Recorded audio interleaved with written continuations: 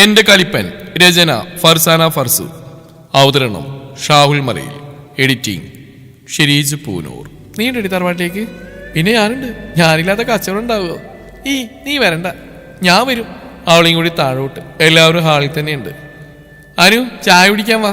റീനു, നീ ഇരിക്ക്. നമുക്കങ്ങനെ മടിയൊന്നുമില്ല. പിന്നെ എടുത്തു വെച്ച പലഹാരങ്ങൾ എന്നെ നോക്കി ചിരിച്ചോണ്ടിരിക്കുക. ഞാനിരുന്നു, റിച്ചു ഇരുന്നു. ഞങ്ങൾ ഇറങ്ങുക. കല്യാണത്തിന് 2 ദിവസം മുമ്പ് വരുമുണ്ടോ? റീനു, നീ ഉണ്ടാവും? ഉമ്മി, ഞാൻ പോവാട്ടോ. അങ്ങനെ തറവാട്ടിലേക്ക്. നടുമറ്റൊക്കെയുള്ള ഒരു പഴയ വീട്. അവിടെ ഉമ്മമ്മി, എളാപ്പി, എളാമിയും അവിടെ 2 മക്കളുമാണ്. എന്റെ വീട്ടിൽ നിന്ന് 10 മിനിറ്റ് പോകാനേ ഉള്ളൂ തറവാട്ടിലേക്ക്. അധിക വെള്ളിയാഴ്ചയും ഞാൻ പോവാറുണ്ട്. ഇതാരൊക്കെയാ? എത്ര നേരമായി കാത്തിക്കണെന്ന് അറിയോ? നിങ്ങൾ പറഞ്ഞ സമയം കഴിഞ്ഞല്ലോ. ബ്ലോക്കിൽ പെട്ടുപോയി, അതാ നേരം വൈകിയത്. ഞാൻ കേറി വല്ലതും കഴിക്കാം. ഉമ്മ ഒട്ടും നേരില്ല. നേരെ ഇത്രയാണ്ട് തന്നെ കുറെ പോകാനുണ്ട്. വിചാരിച്ചിടത്തേക്കൊന്നും പോകാനും നേരല്ല. വന്നേ ഇപ്പം തന്നെ എങ്ങാണ്ട് പോവുക. ഇത് നല്ല കഥ. ഞങ്ങൾ ഇങ്ങോട്ട് തന്നെ വരുമ്മ. ഇവരെ ഏൽപ്പിക്കാൻ വന്നാ. അപ്പൊ ഷെയ്നൂൻ്റെ അടുക്ക് പോയോ? എന്തെങ്കിലും ഇറങ്ങാം. നല്ലോണം വൈകണ്ടാട്ടോ. അവര് പോയി. ഉമ്മുമ്മാന്റെ അനിക്കുട്ടി അങ്ങോട്ട് ക്ഷീണിച്ചല്ലോ. മമ്മാക്ക് നമ്മളെയൊന്നും പറ്റൂല. അവള് വല്ലപ്പോഴും വരുന്നല്ലേ എന്റെ റീനു. അവൾക്ക് കുശുമ്പ്. ഷാലു എവിടെ? അമ്മായി കണ്ടില്ല. എളാപ്പാന്റെ മകൾ ഷാല എന്ന ഷാലു. അവൾ ഞങ്ങളുടെ 1 വയസ്സിന് ഇളയതാണ്. അവൾക്കൊരു അനിയൻ ഷാസിൽ, 1 വയസ്സ്. അവൾ കുളിക്കാവും. ഞാൻ വെള്ളം എടുക്കാം. നിങ്ങളായിട്ട് ചെല്ലി. നല്ല പാട്ടാണല്ലോടി. മിണ്ടലെ കുറച്ചുകൂടെ കേൾക്കാം. അവിടെ ആരാ? അന്നെ കെട്ടിയോൻ. റീനു, ഈയപ്പോ വന്നു. കുറച്ചേരം ആയിടി. നീ ഇറങ്ങ്, ഞാൻ വരുന്നു. 5 മിനിറ്റ്. അവള് ഇറങ്ങി. ഇതാര്? എവിടുന്ന് കിട്ടി റീനു ഇതിനെ? നമ്മുടെ ബസ് സ്റ്റോപ്പിൽ പിച്ചിരിക്കുന്നുണ്ടായിരുന്നു. അവനെ അവളെ രൂക്ഷമായി നോക്കുന്നുണ്ട്. ഓഹോ, എത്ര കിട്ടി കളക്ഷൻ അനു? നിങ്ങൾ ഇറങ്ങുന്നുണ്ട് കളക്ഷൻ കുറവാടി. അല്ല, നിനക്കെന്താ വഴിമറിയാണോ ഇങ്ങോട്ടുള്ള വരവ്? ഈ കല്യാണം പറയാൻ വന്നാടി? ആഷിക്കയുടെ കല്യാണമായില്ലേ, പൊളിക്കണം. കുറെ നേരം സംസാരിച്ചു. ഇളയമ്മ ചായ കുടിക്കാൻ വിളിച്ചു. അല്ല റീനു, എക്സാം ആവാനായില്ലേ? ആയളാമ്മ, കളിച്ചിരുന്നോളി. നിങ്ങൾ പിന്നെ പഠിക്കുന്നു പറയാം. ഷാലുവോ ഒരക്ഷരം പഠിക്കില്ല. റാസീനെ കളിപ്പിച്ചുകൊണ്ടിരിക്കും. റീനു, നിന്നോട് എന്നും പറയുന്നേ ഓളെ അക്കൗണ്ടൻസി പഠിപ്പിക്കാൻ. എനിക്ക് നെറുകെ കയറി. എന്തു പറ്റി റീനു? വെള്ളം കുടി. ഏയ് ഒന്നുമില്ല. ഷാലു അവൾ ഇളിഞ്ഞ ചിരിയോടെ ആക്കുന്നുണ്ട്. അവൾക്ക് ബുദ്ധിമുട്ടായിരിക്കും. ഒരു ബുദ്ധിമുട്ടുമില്ല. അവൾക്ക് അക്കൗണ്ടൻസി നല്ലോണം അറിയാം. ബുദ്ധിമുട്ടുണ്ടോ റീനു? ഏയ് ഇല്ല. ചായ കുടിച്ച് കളിയും ചിരിയും തുടങ്ങി. കുറെ പറയാനുണ്ടായിരുന്നു. അതിന് കുറെ കാലത്തിന് ശേഷം വരികയല്ലേ. താഴേക്ക് നല്ല ഒച്ചപ്പാടുണ്ടായിരുന്നു. കലപില കലപില. ഈ യേശാമാരിപ്പിന്റെ അടിയിൽ ഖുർആൻ ഓതിക്കൂടെ? ഉമ്മമ്മ കലയുള്ളി മുകളിലേക്ക് വന്നു. ഉമ്മമ്മ, നിങ്ങൾ അന്തരീക്ഷത്തെ കുറിച്ച് സംസാരിക്കുന്നു. അതേ ഉമ്മമ്മ, ഞാൻ ഇവർക്കൊക്കെ പറഞ്ഞു കൊടുക്കുന്നു. ശബ്ദം കുറച്ചോട്ടോ. ഉമ്മമ്മ പാവം. ഷാരു, അക്കൗണ്ടൻസി പഠിച്ചോ? ഓള് പറഞ്ഞു തരും. എളാമ വീണ്ടും പറഞ്ഞു. അവൾ എന്നെ ദയനീയമായി നോക്കി. കൊണ്ടുവാ. അല്ല, എളാമാനെ കുറ്റം പറഞ്ഞിട്ടും കാര്യമില്ല. പഠിക്കാൻ ഇത്തിരി മടിച്ചാണ് ഷാലു. പഠിക്കാൻ പറയുമ്പോൾ അക്കൗണ്ടൻസി അവൾക്ക് അറിയില്ല, പഠിക്കാൻ കഴിയില്ല എന്നൊക്കെ പറഞ്ഞു ഒഴി. അവൾ ബുക്ക് കൊണ്ടുവന്നു. അക്കൗണ്ടിങ് കാണുമ്പോൾ തന്നെ മൂഡ് പോകും. അതെന്താടി, നിനക്ക് അക്കൗണ്ടൻസി ഇഷ്ടമായില്ലേ? അതൊക്കെ ഇപ്പം മാറി എൻ്റെ അനു. കളിച്ചിരിയോടെ ഷാലു പറഞ്ഞു. ഷാലുവിനെല്ലാം അറിയാം. അതെന്താ, എത്ര വലിയ പ്രോബ്ലം എൻ്റെ മോള് ചെയ്യുന്നല്ലേ? എന്തു പറ്റി? തെളിച്ചു പറ. അത് ഞാൻ പറയാം. ഷാലു വീട്ടിൽ കയറി എല്ലാം പറഞ്ഞു. അല്ലോ, ചിരിക്കണ്ട. അയാളതിന് മാത്രം ചെയ്തില്ലല്ലോ. അതെനിക്ക് തോന്നി. ബട്ട് മനഃപൂർവ്വം അയാളെന്നെ പുച്ഛിക്കുക. നിനക്കും തോന്നിയോ? മക്കളെ, ചോറ് കഴിക്കാൻ വരി. ഭക്ഷണം കഴിക്കാനിരുന്നു. നല്ല ചൂട് സാമ്പാറും വറുത്ത മീനും. ഉമ്മാന്റെ സ്പെഷ്യൽ ചമ്മന്തിയും പപ്പടവും. ഞാൻ ആർത്തിയോട് അതിനെ നോക്കി. എന്നേക്കാൾ ആർത്തിയിൽ നോക്കുന്നുണ്ടായിരുന്നു. ഞങ്ങളുടെ ഫേവറേറ്റ് ആണ് ഇതെല്ലാം. ഷാലുവിന് ഇതൊക്കെ ശീലായോണ്ട് ആളുടെ മുഖത്ത് പുച്ഛമായിരുന്നു. 3 ബിസിനസ്സുകാരികൾ ഇവിടെ ഉണ്ടായിരുന്നോ? ഞങ്ങൾ 3 പേര് വിളിച്ചു. യാസീന, അവൻ വന്നു. ചോറ് വിളമ്പി കൊടുക്ക്. അല്ല, ഉമ്മി തിങ്കാക്കിയപ്പോഴാ വരിക?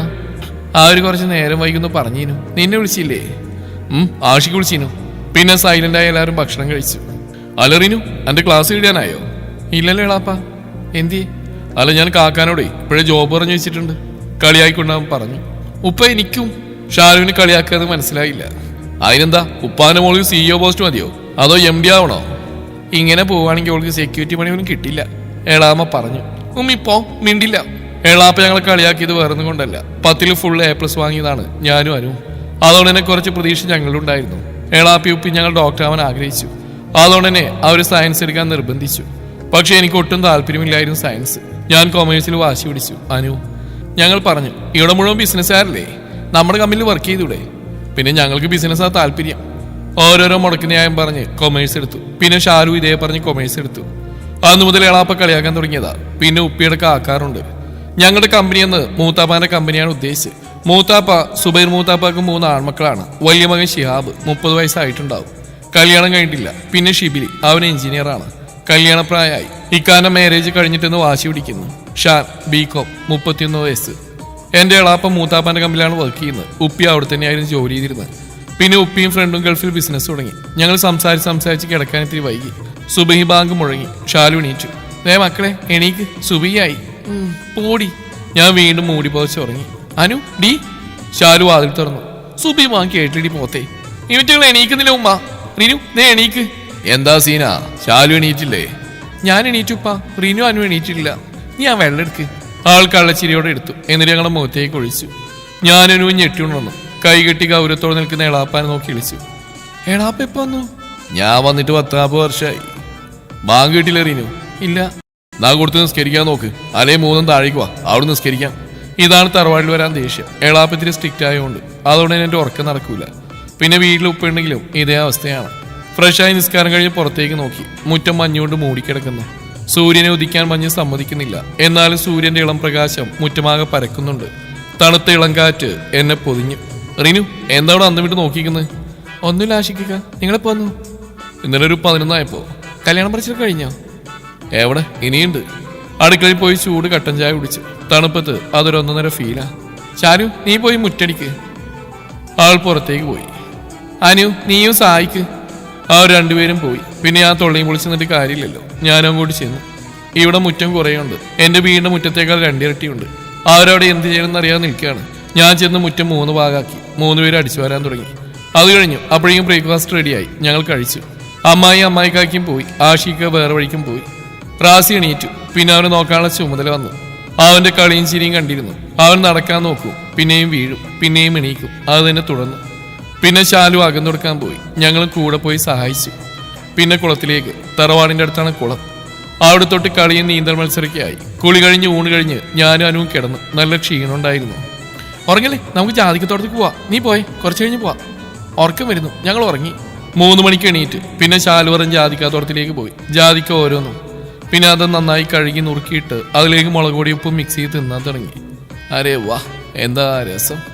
രാത്രി ഭക്ഷണം കഴിച്ച് കിടന്നു. എളാപ്പാനെ പേടിച്ച് രാവിലെ എണീറ്റു. പതിവ് പോലെ ഓരോന്നും ചെയ്ത് കുളിക്കാൻ വേണ്ടി കുളത്തിലേക്ക് പോകാൻ നിന്നപ്പോൾ ഉമ്മാമ ഈ എണ്ണ തുളസിയിലൊക്കെ ഇട്ട് കാച്ചിയതാ, ഞാൻ തേച്ചു തരാം, വരി. അനു ആദ്യം ഇരുന്നു. ആൾക്ക് നല്ല വലിയ മുടിയാണ്, നല്ല ഉള്ളു. ശരിക്കും അസൂയ തോന്നിക്കും. ആളിൽ തേച്ചതിന് ശേഷം പിന്നെ എനിക്ക് തേച്ച് തന്നു. ഉമ്മൂമ്മ മുടി കോതുമ്പോൾ ഉറക്കം വരും. അത്രയും സുഖമായിരുന്നു. പിന്നെ ഷാലുവിനെയും കഴിഞ്ഞ് കുളത്തിലേക്ക് നടന്നു.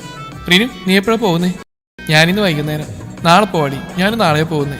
പറ്റടി, രാവിലെ ഇവിടെ നിന്നുള്ള ക്ലാസ്സിലെത്തുമ്പോൾ വൈകും. പിന്നെ ആ വിട്ടുപോത്തന്നെ തിന്നും. ആലോചിക്കാനേ വയ്യ.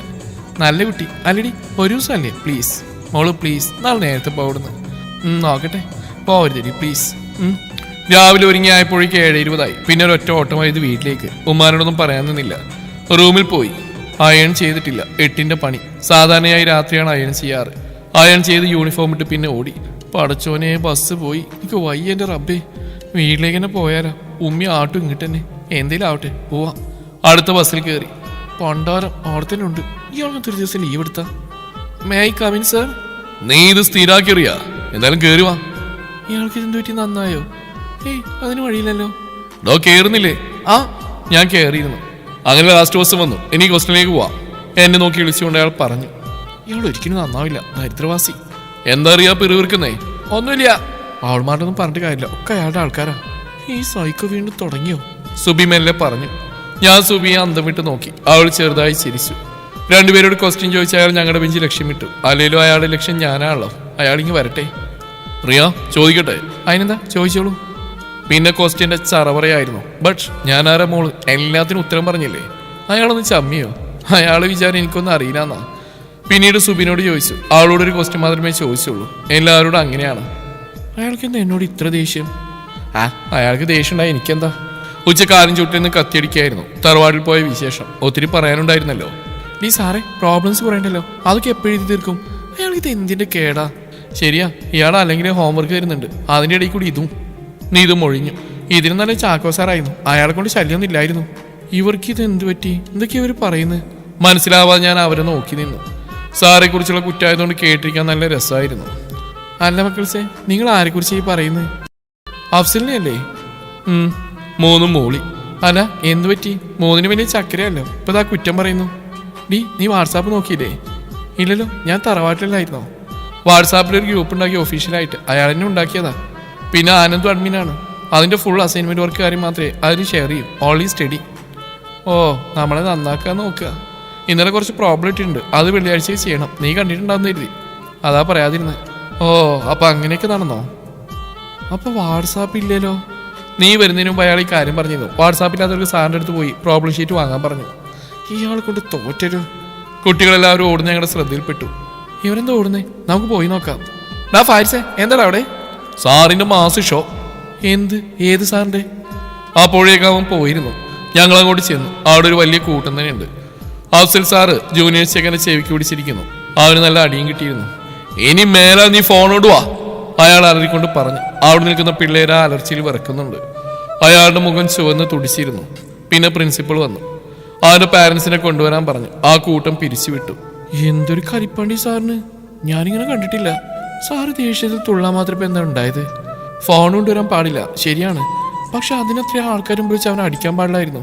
സാറിന് പ്രിൻസിപ്പളിനെ അറിയിച്ച് പാരന്റ്സിനെ കൊണ്ടുവരാൻ പറഞ്ഞാൽ പോരെ?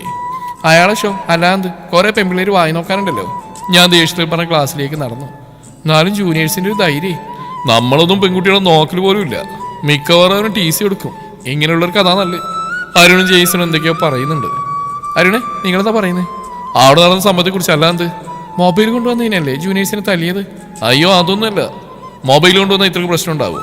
ആ തെണ്ടി ഗേൾസിന്റെ അനാവശ്യ രീതിയിൽ ഫോട്ടോ എടുത്തു. അതവന്റെ ഹോബിയാ. അത് പറഞ്ഞപ്പോൾ അരുണിന്റെ മുഖം ചുവന്നിരുന്നു. സാറതെങ്ങനെയോ കണ്ടുപിടിച്ചു. സാറേലും മുത്ത എന്ന് പറഞ്ഞവർ പോയി. പിന്നെ ഞങ്ങൾ 4 പേരും മുഖത്തേക്ക് നോക്കി. പിന്നെ ഒന്നും മിണ്ടിയില്ല. ഞങ്ങൾക്ക് കുറ്റബോധം ഉണ്ടായിരുന്നു. സാറിനോട് നിമിഷം ബഹുമാനം തോന്നി. ആ ചെക്കന് അതിലേറെ കിട്ടണ്ടായിരുന്നു, നീ ഇത് പറഞ്ഞു. ഞങ്ങൾ 3 പേരും മൂളി. ക്ലാസ് കഴിഞ്ഞ് വീട്ടിലെത്തി ഫ്രഷായി. ഉമ്മയും ഇത്തയും എന്തോ പണിയിലായിരുന്നു. അവർ തറവാടിലെ വിശേഷങ്ങൾ ചോദിച്ചു. വാതോരാതെ വിശേഷങ്ങൾ പറഞ്ഞു. രാത്രി ഇത്തയുടെ ഫോൺ വാങ്ങി പ്രോബ്ലം നോക്കി. അവർ പറഞ്ഞു ശരിയാണ്, കുറേ ഉണ്ട്. ഇപ്പൊ തന്നെ എഴുതി തുടങ്ങിയാലേ കഴിയുള്ളൂ. കുറച്ച് പ്രോബ്ലം എഴുതി ഇത്ത ഫോൺ വാങ്ങി. റിനു, ഇതാണ് നിന്റെ സാറ്? DP നോക്കി ചെറുപുഞ്ചിരിയോടെ ചോദിച്ചു. കൊള്ളാലോ. എന്ത് കൊള്ളാന്ന്? എത്രക്കാനും പ്രോബ്ലം തന്നിട്ടുണ്ടോ അറിയോ? അതൊക്കെ എപ്പോൾ കഴിയാന്നാ? ഇത്ത ഒന്നും പറയാതെ പോയി. ആരോട് പറയാം, ഞാൻ തന്നെ എഴുതണ്ടേ? ദിവസങ്ങൾ കഴിയും തോറും ഞാനും സാറും നേർക്കുനേരെ ആയിരുന്നു. സാർ ഒരു ദിവസം പോലും എന്നോട് ക്വസ്റ്റ്യൻ ചോദിക്കാതിരുന്നിട്ടില്ല. ഞാൻ വിട്ടുകൊടുക്കാറുമില്ല. അതോടെ എന്നെ വാശിക്കിരുന്ന് പഠിക്കും. പിറ്റേന്ന് സ്കൂളിൽ തേരാപ്പാരം നടക്കുകയായിരുന്നു. അപ്പൻ്റെ അടുത്തേക്ക് വരുന്ന അയാളെ കണ്ട് ഞാൻ ഞെട്ടി. റിയാസ്. ഞാൻ ഒഴിഞ്ഞു മാറാൻ നോക്കിയെങ്കിലും അവൻ എൻ്റെ അടുത്തേക്ക് വന്നു. റിയ, സുഖല്ലേ? ഞാൻ പറഞ്ഞ എന്തേ ആലോചിച്ചോ? ഞാനതിന് റിപ്ലൈ അപ്പം തന്നെ പറഞ്ഞാണല്ലോ. റിയ, നിന്നെ അത്രയ്ക്ക് ഇഷ്ടമായോണ്ടല്ലേ? എനിക്ക് പ്രണയത്തിനോട് താല്പര്യമില്ല, പ്ലീസ് ഒന്ന് പോയിത്താ. അവൻ പോയി. എൻ്റെ ഇന്നത്തെ മൂടാ തെണ്ടി കളഞ്ഞു. അത് സയൻസിലെ കുട്ടിയാ, അവനോടുക്കത്തെ പ്രണയനോട്. അപ്പോഴേ ക്ലാസ്സിന് വന്നു. പിന്നെ ഞങ്ങൾ ക്ലാസ്സിലേക്ക് പോയി. രാത്രി ധൃതി പിടിച്ച് എഴുതുകയായിരുന്നു. പ്രോബ്ലം സബ്മിറ്റ് ചെയ്യുന്നത് നാളെയാണ്. വൈകുന്നേരം തുടങ്ങിയ എഴുത്താണ്. ഏറെക്കുറെ കഴിഞ്ഞ് ബാക്കി എഴുതിക്കൊണ്ടിരുന്നപ്പോൾ ഇത്ത വന്ന് ഓരോന്ന് പറഞ്ഞു. ഞാനതൊന്നും ശ്രദ്ധിച്ചില്ല. റിനു, നീ വല്ലതും കേൾക്കുന്നുണ്ടോ? ഇത്ത പറ. നിന്റെ അക്കൗണ്ടൻസി മാറ്റി. എന്തുകൊണ്ട് നിന്റെ അക്കൗണ്ടൻസി പെടുത്താം? കുറച്ച് ഓവറായിട്ടോ. കുറച്ചുകൂടെ ഉള്ളൂ ഇത്ത, ഇപ്പൊ കഴിയും. അല്ലെങ്കിൽ നിനക്ക് അക്കൗണ്ടൻസി മാത്രമേ ചിന്ത. അല്ല, ഇനിയിപ്പോൾ അക്കൗണ്ടൻസി സാറിന് ചിന്ത തുടങ്ങിയോ? അതിന് ഇത്തേലല്ലോ ഞാൻ. പെട്ടെന്നുള്ള ദേഷ്യത്തിൽ അങ്ങനെ പറഞ്ഞു. ഈത്ത തമാശക്ക് പറഞ്ഞാണ്. ബട്ട് എനിക്കതൊട്ടും ഇഷ്ടമായില്ല. അപ്പോഴേക്ക് ഇത്തയുടെ കണ്ണുകൾ നിറഞ്ഞിരുന്നു. മുഖമാകെ വാടിച്ചു വന്നിരുന്നു. ഇത്ത ഒന്നും പറയാതെ റൂമിൽ നിന്ന് ഇറങ്ങി. ഷോ, ഒന്നും വേണ്ടായിരുന്നു. ഇത്തക്ക് നല്ല സങ്കടമായി. ഷേ, എൻ്റെ ഒരു ദേഷ്യം. പാവം, അതിന് മാത്രം ഇത്ത എന്നെ പറഞ്ഞില്ലല്ലോ. ഞാൻ കട്ടിലിൽ പോയിരുന്നു. പഴയ ഓർമ്മകൾ എന്നെ തലോടി. തുടരും ഈ കഥയുടെ ബാക്കി ഭാഗം നാളെ ഇതേ സമയം.